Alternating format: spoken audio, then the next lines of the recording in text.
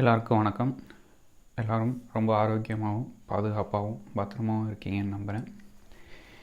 இன்றைக்கி எதை பற்றி பேச போகிறோம்னா, ஒரு ட்ரைனிங் ஒன்று அட்டன் பண்ணியிருந்தேன். நம்மாழ்வார் வானகம் கரூரில் இருக்குது. நம்மாழ்வார் தான் அதை தோற்றுவிச்சார். அதில் இயற்கை விவசாயத்தை பற்றியும் அது சம்மந்தப்பட்ட எல்லாத்த பற்றியுமான பயிற்சிகளை கொடுத்துட்ருக்காங்க. நானும் அட்டன் பண்ணேன். இது 3 நாள் ட்ரைனிங்கு. ஒரு மேற்போக்காக என்ன அப்படின்னா என்ன அப்படிங்கிற மாதிரியான விஷயங்களை பற்றிலாம் சொல்லி கொடுத்தாங்க. அதில் நான் கற்றுக்கிட்டதை உங்களோட பகிர்ந்துக்கணும்னு நினச்சி தான் இந்த பாட்காஸ்ட். முதல்ல இந்த டீ காஃபி நீங்கள் குடிக்கிறீங்கன்னா, டீ காஃபி பயிர் பண்ணுறாங்கல்ல மலை பிரதேசங்களில், அவங்களுக்கு நீங்கள் சப்போர்ட் பண்ணுறீங்கன்னு அர்த்தம். ஏன்னா நீங்கள் குடிக்கிறீங்க, கடையில் வாங்குறீங்க. ஸோ நிறைய வாங்குறவங்க நிறைய பேர் இருக்கனால, உற்பத்தி நிறைய இடம் தேவைப்படுறதுனால மலையில் அழித்து நிறைய இடத்துல டீ காஃபி அந்த செடியை தான் பயிர் பண்ணுறாங்க. அதனால் மலைகள் அழிக்கப்படுறதுக்கு மறைமுகமாக சப்போர்ட் பண்ணுறீங்க அப்படிங்கிற மாதிரி அவங்க சொன்னாங்க. அதனால் நான் முடிவு பண்ணிட்டேன், இனிமேல் நோ டீ நோ காஃபி அப்படின்னு. அதுக்கடுத்து விளைவிக்கிறது, அதாவது ஒரு இடத்துல விளையுதுன்னா அதை 15 கிலோமீட்டர் ரேடியஸ் அதுக்குள்ளேயே அதை யூஸ் பண்ணிக்கணும் அப்படிங்கிற மாதிரி சொல்கிறாங்க. அதை தாண்டிச்சுன்னா நீங்கள் குளிரூட்டுவீங்க, இல்லை கெமிக்கல் சேர்த்து அதோட லைஃப் டைம் இன்க்ரீஸ் பண்ணுவீங்க. ஸோ இந்த மாதிரி விஷயங்கள்லாம் செய்யக்கூடாது. இயற்கை கொஞ்சம் விளைஞ்சதை அப்படியே எடுத்துக்கிறோம் அப்படிங்கன்னா, ஒரு 15 கிலோமீட்டருக்குள்ளேயே அதை விளைவிச்சு அதை ஏற்றுக்கிற மாதிரியான ஒரு ஏற்பாடு செஞ்சுக்கணும் அப்படிங்கிற மாதிரி ஒரு ஐடியா சொல்கிறாங்க. விவசாயத்தில் பார்த்தோம்னா மாடு முக்கியமானது ஒன்றா இருந்துச்சு. இப்போ அந்த காலை பிரச்சனையெல்லாம் வந்துச்சுல, இவங்க என்ன சொல்ல வராங்கன்னா, மாடு எருவு, மாட்டோட சாணம் எல்லாமே நிலத்துக்கு நல்ல எருவு, நல்ல ஒரு உரம். அதுபோக மாடு உழவு ஓட்டுறதுக்கு ரொம்ப யூஸ்ஃபுல்லாக இருக்கும், ரொம்ப எக்கனாமிக், ரொம்ப செலவாகாது அப்படின்னு சொல்லியிருக்காங்க. அதுபோக வெளி இடுபொருள் வேண்டாம், எல்லாமே சொல்லிக் கொடுக்குறாங்க. இடுபொருள் தயாரிக்கிற எல்லா முறையுமே இங்கே சொல்லிக் கொடுக்குறாங்க. களைக்கொல்லியாக இருக்கட்டும், இல்லை ஊட்டச்சத்து, அந்த பயிருக்கான ஊட்டச்சத்துவாக இருக்கட்டும், அப்புறம் பூச்சி வெரைட்டிகளாக இருக்கட்டும், அது எல்லாமே இங்கே சொல்லிக் கொடுக்குறாங்க.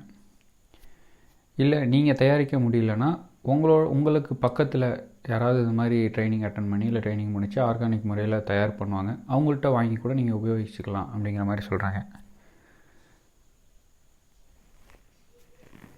அது பேர் தான் இந்த பரிமாற்றம் அப்படிங்கிறது. அதுக்கடுத்து நீங்கள் அறிவியலை ஒரேடியாக ஒதுக்கிற வேண்டாம், அறிவியலை பயன்படுத்தி நம்மளும் வளரணும். அதுதான் நம்மாழ்வார் சொல்கிறாருங்கிறாங்க. இல்லை நான் இயற்கை விவசாயம் அதனால் எல்லாத்தையும் அவாய்ட் பண்ணுறேன் அப்படிங்களாம் இல்லை. டெக்னிக், மெஷின்ஸ், அந்த மாதிரியான ஒரு ஐடியாஸ்லாம் நீங்கள் எடுத்து அப்ளை பண்ணுங்கள்.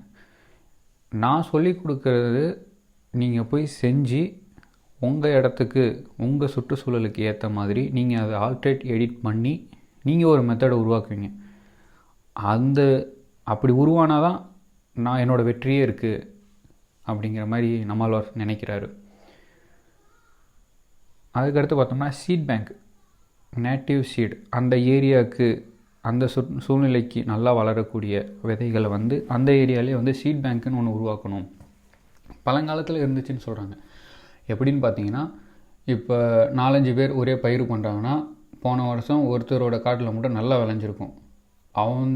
அவங்கள்ட்ட தான் விதையை வாங்கி அதுக்கு அடுத்த வருஷம் எல்லா வயலுக்குமே அதே விதையை யூஸ் பண்ணுவாங்க. ஸோ எல்லாருமே நல்லா ஈல்டு எடுக்கலாம்ல, அதுக்காக.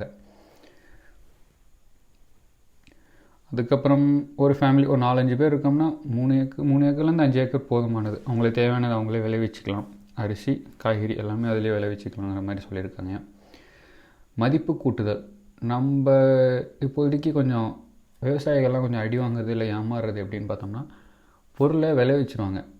இப்போ விவசாயத்தில் உற்பத்தி ஆகிற எல்லா பொருளுக்குமே அந்த காலக்கெடு, அந்த எக்ஸ்பைரி டேட் அப்படிங்கிறது பார்த்தோம்னா ரொம்ப கம்மியாக இருக்கும்.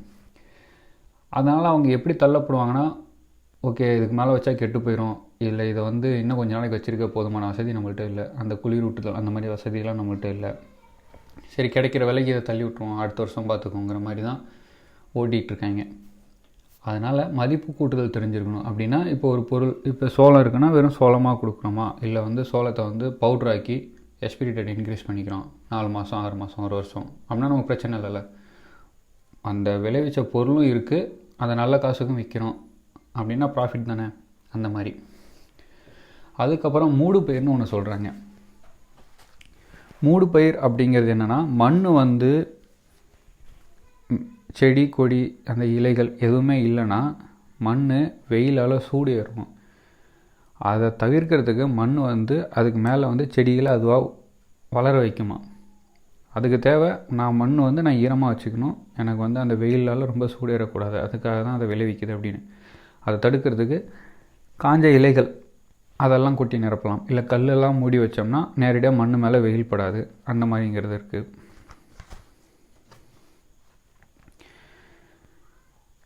அதுக்கப்புறம் பார்த்தோம்னா விளையாட்டுங்கிறது இப்போ எடுத்துக்கிட்டோம்னா எல்லாமே செலவு வைக்கிற விளையாட்டாக இருக்குது. நல்ல ஒரு பாப்புலாரிட்டியான விளையாட்டுன்னு பார்த்தோம்னா கிரிக்கெட்னு எடுத்துக்கிட்டோம்னா பேட் ஆகட்டும் பால் ஆகட்டும். அதுக்கப்புறம் நல்லா ஃபஸ்ட் கிளாஸ்லாம் வாங்கினோம்னா அந்த கிட்டு பேட்ஸ்மேனுக்கான எல்லா கிட்டு அதெல்லாம் வாங்கினோம்னா காஸ்ட்லியாக இருக்குது. அந்த காலத்துலலாம் கிடைக்கிற பொருளை வச்சு விளையாடுறோம். இப்போ கோட்டி புல்லுங்கிறது ஒன்றும் இல்லை, மரத்தை எடுத்து சீவோம், கோட்டி புல்லும் ரெடி ஆயிரும். அதான் கிடைக்கிற பொருளை செலவு இல்லாமல் விளையாடுறோம்னா பேரண்ட்ஸுக்கு அது செலவு இல்லை, பாரமாக தெரியாதில்ல அப்படிங்கிற மாதிரி சொல்கிறாங்க. அதுக்கடுத்து தேனீ வளர்ப்பு. தேனீ ரொம்ப ரொம்ப முக்கியமானதுன்னு சொல்கிறாங்க. இப்போ ஃப்ளவர்ஸ் பூவெலாம் நிறைய பேர் பயிரிட்டுருப்பாங்க.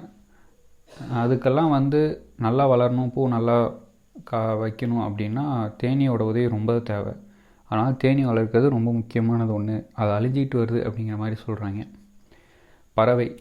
நம்ம பூச்சி புழுன்னு உடனே நம்ம என்ன யோசிப்போம், ஓகே ஃபங்கிசைடு இன்செக்டிசைட் ஏதாவது ஒரு ஃபெர்டிலைசர் கெமிக்கல் ஃபெர்டிலைசர் வாங்கி அடித்து விட்டுறணும், காலி பண்ணிடணும் அப்படின்னு தான் நினைப்போம். அவங்க இதை எப்படி பார்க்குறாங்கன்னா 2 வகையாக பார்க்குறாங்க. ஒன்று வந்து அந்த பூச்சி புழுக்கள்லாம் முன்னாடியே வர வச்சோம்னா அதை சாப்பிட்றதுக்கான உயிரினங்கள் அதை தேடி வந்துடும். ஸோ நம்ம முக்கியமான பயிரை இந்த புழு பூச்சியெல்லாம் சாப்பிட்றதுக்கு முன்னாடி அந்த புழு பூச்சியை சாப்பிட்றதுக்கான உயிரினங்கள்லாம் வந்துருச்சுன்னா நம்ம பயிர் டேமேஜ் ரொம்ப கம்மியாக இருக்கும், முடிஞ்சளவு சேஃபே பண்ணிடுவோம் அப்படிங்கிறது. அதுபோக பறவைகளுக்கு இப்போ என்னென்னா உட்காரத்துக்கு இல்லை அதை கவனிக்கிறதுக்கு அப்படிங்கிற மாதிரியான ஒரு பிளேஸ் வேணும். ஒரு மரமோ ஒரு குச்சோ அப்படி நட்டு வச்சோம்னா தானே பறவை வந்து உட்காந்து பார்த்தா தானே தெரியும் இந்த இடத்துல பூச்சி இருக்குது, இதை கடி தூக்கலாம் அப்படின்னு. அதுக்கான வசதியாக நம்ம வச்சுருக்கிறதில்ல, ஃபுல்லாக ஒரே பயிராக போட்டுருவோம். அதில் எப்படி பறவை உட்காந்து எப்படி அந்த பூச்சை சாப்பிடும் அப்படிங்கிற மாதிரியான கொஸ்டின் மார்க் வருதில்ல அப்படிங்கிற மாதிரி சொன்னாங்க. அதுக்கடுத்து நான் ஏற்கனவே சொன்ன மாதிரி தான் இடுபொருள் வேளாண்மைக்கு களைக்கொல்லியாக இருக்கட்டும், பயிருக்கு வந்து ஊட்டச்சத்து கொடுக்குற இதாக இருக்கட்டும், புழு பூச்சி இதெல்லாமே பார்த்திங்கன்னா நம்ம புழு பூச்சி பார்த்தோம்னா பறவைகள் சொல்லியிருக்கோம்.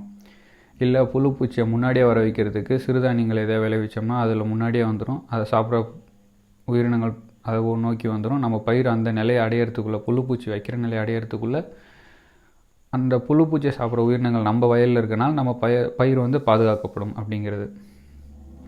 இது வந்து முக்கியமாக நான் ரொம்ப இம்ப்ரெஸ் ஆகிட்டேன். என்னென்னு பார்த்தோம்னா கழிவுகள் இல்லை களைகள் அப்படிங்கிறது என்னென்னா இடம் மாறி கிடக்கும் உபயோகப் பொருள். நல்லா கவனிங்க, உபயோகப் பொருள் அது இடம் மாறி கிடக்கிறதுனால அதெல்லாம் வேஸ்ட் அப்படின்னு சொல்கிறோம் அப்படிங்கிறாங்க. அதுக்கடுத்து பார்த்தோம்னா பாத்தி போட்டு தானே பயிர் பண்ணுறோம், பாத்தி வந்து குறையக்கூடாது, வளர்ந்துக்கிட்டே இருக்கணும். அதுக்கு தான் இந்த மூடு பயிரை போடுறோம் அப்படின்னா ஹைட் ஏறிக்கிட்டே வரும். அதை தான் சொல்கிறாங்க, பாத்தி வந்து வளரக்கூடியதாக இருக்கணும். அது போக நமக்கு விதை எடுக்க தெரிஞ்சிருக்கணும், விதையை பயிராக்க தெரிஞ்சுக்கணும், பயிர் முதிர்ச்சியாக்கி அதை மதிப்பு கூட்டி இந்த மார்க்கெட்டில் நல்ல ரேட்டுக்கு விற்க தெரிஞ்சிருக்கணும். இதெல்லாம் பண்ண தெரிஞ்சால் தான் ஒரு சர்வைவல் அப்படின்னு சொல்லலாம் அப்படிங்கிறாங்க. நன்றி. மேலும் ஒரு நல்ல முக்கியமான தேவைப்படுற ஒரு விஷயத்தோடு மீண்டும் உங்களை சந்திக்கிறேன். Thank you all.